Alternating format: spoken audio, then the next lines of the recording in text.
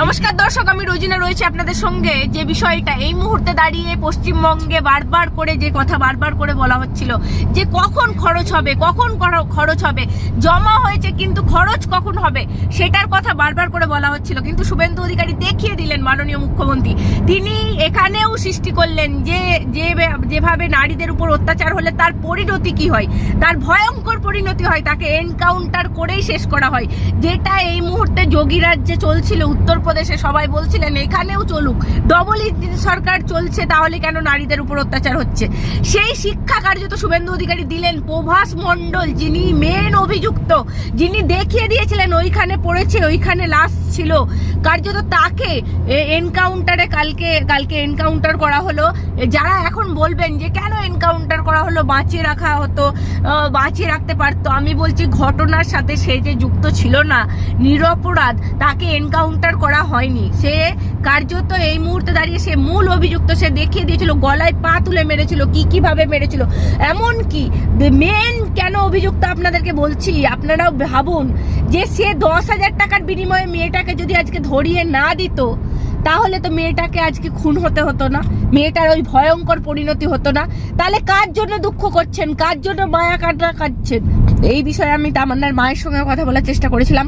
তামান্নার মা কি বলছে, শুভেন্দু অধিকারীকে ধন্যবাদ জানিয়েছে তামান্নার মা, কি বলছে দেখুন ভিডিও। একটা বিষয় যেটা সব থেকে গুরুত্বপূর্ণ, আপনাদেরকে বারবার বলছিলাম কেন বঙ্গ টিভিকে হেনস্থা হতে হয়েছিল খবরের সংগ্রহ করতে গিয়ে, কেন বঙ্গ টিভি আপনাদেরকে বলেছিলাম যদি সত্য নাম কিছু উদ্ঘাটিত হয়, আরও কেউ যুক্ত আছে কিনা সেই উদ্ঘাটন যদি বঙ্গ টিভি করে ফেলে, তাই তাদেরকে বাধা, তাকে খবর করতেই পৌঁছাতে দেওয়া হয়নি। আপনারা প্রত্যেকেই জানেন আমাদের সঙ্গে কি হেনস্থা হয়েছে। তো সেই দেখা গেল আজকে কিন্তু ধরা পড়লো আরেকজন অভিযুক্ত, তাকে বসিরহাট থেকে গ্রেপ্তার করেছে পুলিশ, কবির মোল্লা, তাকে বসিরহাট থেকে গ্রেপ্তার করেছে পুলিশ, তারও যোগ পাওয়া গেছে। আমি একটাই কথা বলেছিলাম সেদিনও, যে সত্য খবর আমরা সবসময় উদ্ঘাটন করি, তাই প্রত্যেকটা কাজে আপনারা দেখবেন যখন সত্য নাম বেরিয়ে আসার কিছু আছে সেখানেই আমাদেরকে বাধা দেওয়া হয়, মারধর করা হয়, হেনস্থা করা হয়। কারণ সত্যি নাম যদি আমরা বার করে ফেলি, সেই নামই কিন্তু বেরোলো। আপনারা দেখুন আরও একজন অভিযুক্ত কবির মোল্লাকে কালকে গ্রেপ্তার করেছে পুলিশ বসিরহাট থেকে। রীতিমতো আপনারা বুঝতে পারছেন যে কেন আমাদেরকে ঢুকতে দেওয়া হচ্ছিল না, কেন খবর করতে দেওয়া হচ্ছিল না, কার নাম বেরিয়ে আসতো। সেই যে নেক্সাস, আপনাদেরকে কালকেই আমি ভিডিও আপনারা লক্ষ্য করলে দেখবেন, কাল ভিডিওতে বলেছিলাম যে নেক্সাস একটা কাজ করছে, একটা ভয়ঙ্কর নেক্সাস, তারা কিন্তু আমাদেরকে পৌঁছাতে দেয়নি, নির্যাতিতার মা বাবা পর্যন্ত। কার্যত বঙ্গ টিভিকে বার করে দেওয়া হয়েছিল। কেন বার করে দেওয়া হয়েছিল? এই আরেকজন যে অভিযুক্ত, তার নাম যদি প্রকাশ্যে আমরা নিয়ে চলে আসি, কিন্তু সত্যি এসেছে এই সরকারের আমলে আইনের শাসন চলছে। প্রকৃত দোষী আপনারা প্রত্যেকেই জানেন, প্রকৃত দোষী তারা কিন্তু এই মুহূর্তে দাঁড়িয়ে ধরা পড়ছে এবং এনকাউন্টার একদম নজির রাখলো, এনকাউন্টার করা হলো। এইটাই তো আমরা চেয়েছিলাম, বাংলায় একটা নারীর উপর অত্যাচার হলে যাতে এনকাউন্টার, প্রত্যেকটা ধর্ষক তাদের প্রথম ধর্ষণ করার আগে বা এই রকম কুকীর্তি করার আগে তারা মাথায় রাখবে যে প্রথমেই আমরা কিন্তু এনকাউন্টারের কথাটা তাদের মাথায় হবে। তারা এই দুষ্কর্ম করার আগে 5 বার ভাববে, সেই ভাবার কাজই কিন্তু শুভেন্দু অধিকারী করে।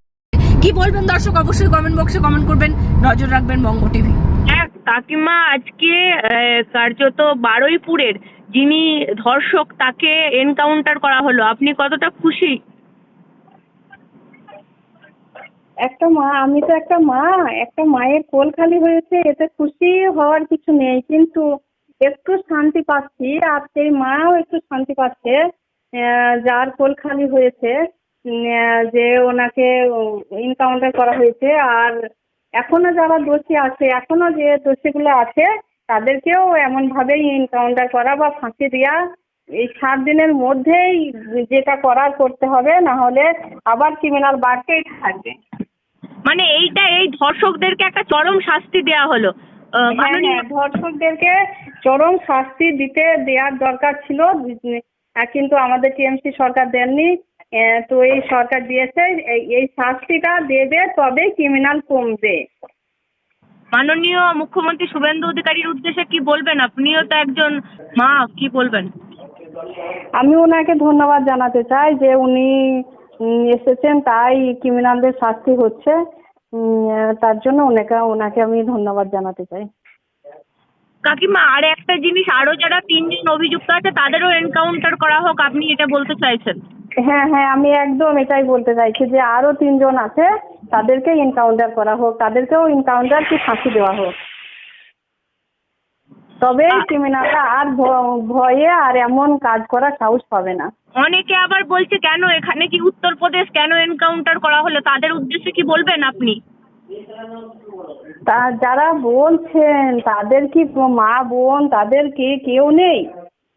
যারা এমন কথা বলছেন তারা কি মায়ের জায়গাটা বুঝতে পারে না? মা বাবার জায়গাটা যে কতটা কষ্টদায়ক একটা বাচ্চা হারানো, সেটা কি তারা বুঝতে পারে না? তো তাদের উদ্দেশ্যে বলবো যে প্লিজ আপনারা ভুলভাল কমেন্ট না করে যে একটা মায়ের জায়গায় এসে দেখুন, একটা মা বাবার কি পরিস্থিতি হচ্ছে সেই জায়গাটায় এসে দেখুন। তার মানে মুখ্যমন্ত্রী শুভেন্দু অধিকারী আইনের শাসন, আপনারা যেইটার জন্য আন্দোলন করছিলেন সেইটা এখন পশ্চিমবঙ্গে চালু করছেন, এটাই বলবেন? হ্যাঁ হ্যাঁ হ্যাঁ, একদম। দোষীদেরকে একদম উচিত শিক্ষা দিচ্ছেন। হ্যাঁ হ্যাঁ হ্যাঁ, একদম। নমস্কার, সালাম, আদাব। সকালে চোখ খুলে দেখি মাননীয় মুখ্যমন্ত্রী নির্বাচনের আগে প্রতিশ্রুতি দিয়েছিলেন বাংলার 9.5 কোটি মানুষকে যে কোনো ধর্ষকদের রেয়াত করা হবে না, জাত ধর্ম রং ধর্ম দেখে বিচার করা হবে না, ধর্ষকদের সাজা সকালে জমা বিকেলে খরচা। এই প্রভাস মণ্ডল, এই সিপিএম এর হারমাত 2026-এ নির্বাচনে এই সিপিএম এর হারমাত প্রভাস মণ্ডল সিপিএম এর বুথ এজেন্ট ছিল। এই সিপিএম এর হারমাত ধর্ষক যারা রাস্তায় নেমে তথাকথিত সাম্প্রদায়িক রং লাগিয়ে শান্ত পশ্চিমবাংলাকে অশান্ত করার চেষ্টা করেছিল, এই সিপিএম এর লায়েক আলীর নেতৃত্বে, এই সুজন চক্রবর্তীর নেতৃত্বে শান্ত বারুইপুরকে অশান্ত করার চেষ্টা করেছিল। আমাদের রাজ্যের মুখ্যমন্ত্রী তিনি এই ঘটনার পরে তিনি বলেছিলেন রং ধর্ম জাত পাত না দেখে এই ধর্ষকের সাজা পানিশমেন্ট হবে। সেই পানিশমেন্ট আজকের আমরা দেখেছি। এই প্রভাস মণ্ডল খুনি ধর্ষক সিপিএম এর হারমাত 35 বছরে এরা পশ্চিমবাংলায় যে অত্যাচার মানুষের প্রতি যে জুলুম অন্যায় করে রেখেছিল এ কথা কেউ ভুলে যায়নি। আজকে লায়েক আলীদের নেতৃত্বে কোথায় ছিল এদের মুসলিম দরদ? কোথায় এরা মুসলিমদের প্রতি এত দরদ দেখিয়েছিল? কোথায় ছিল সিপিএম তৃণমূল যেদিন বকটুইতে 11 জন মুসলমানকে জীবন্ত অবস্থায় পুড়িয়ে মেরেছিল? কোথায় ছিল যেদিন তামান্না খাতুনকে সকেট বোমা দিয়ে উড়িয়ে দিয়েছিল এই তৃণমূল কংগ্রেস? কোথায় ছিল মেকি মুসলিম দরদি? কোথায় যেদিন রাজ্জাক খানকে ভাঙড়ে এই শওকত মোল্লা হারমাদের নেতা খুন করেছিল গুলি করে? সেদিন তো মুসলমানদের প্রতি দরদ দেখায়নি। আজকে এই বারুইপুরের ঘটনা নিয়ে সিপিএম তৃণমূল কালীঘাট তৃণমূল বলছেন যে হিন্দু মুসলমান করছেন, সাম্প্রদায়িক রং লাগাচ্ছেন। আমি ধন্যবাদ জানাই মাননীয় মুখ্যমন্ত্রী, আপনার প্রতিশ্রুতি অনুযায়ী আপনি করেছেন সকালে জমা বিকেলে খরচা। এই রাজ্য আমরা দেখতে চেয়েছিলাম। মমতার আমলে ধর্ষকদের বাহবা দিতেন, বলতেন ছোট্ট ঘটনা, এই ঘটনার বিচার হবে। মমতা ব্যানার্জি কখনোই বলতেন না। মমতা ব্যানার্জি ধর্ষকদের বাহবা দিয়েছেন, ধর্ষকদের উৎসাহ দিয়েছেন। মমতা ব্যানার্জি বলতেন রাস্তাঘাটে থাকলে ধর্ষণ হবে, ধর্ষণ ছোট ঘটনা। তারপরে খদ্দেরের সঙ্গে মেয়েটির ঝামেলা, এরকম কথা তৃণমূল কংগ্রেসের আমলে শুনেছিলাম। আমাদের রাজ্যের মুখ্যমন্ত্রীকে ধন্যবাদ জানাবো যেই একটা ঐতিহাসিক যে মানুষ আজকের পশ্চিমবাংলায় দৃষ্টান্ত দেখেছে। আমি এই রাজ্যের মুখ্যমন্ত্রীর কাছে পুণ্যই দেখি। রং ধর্ম জাত পাত নয়, ধর্ম নয়, ধর্ষকের সাজা এনকাউন্টার। রাজ্যের মুখ্যমন্ত্রীকে ধন্যবাদ জানাই।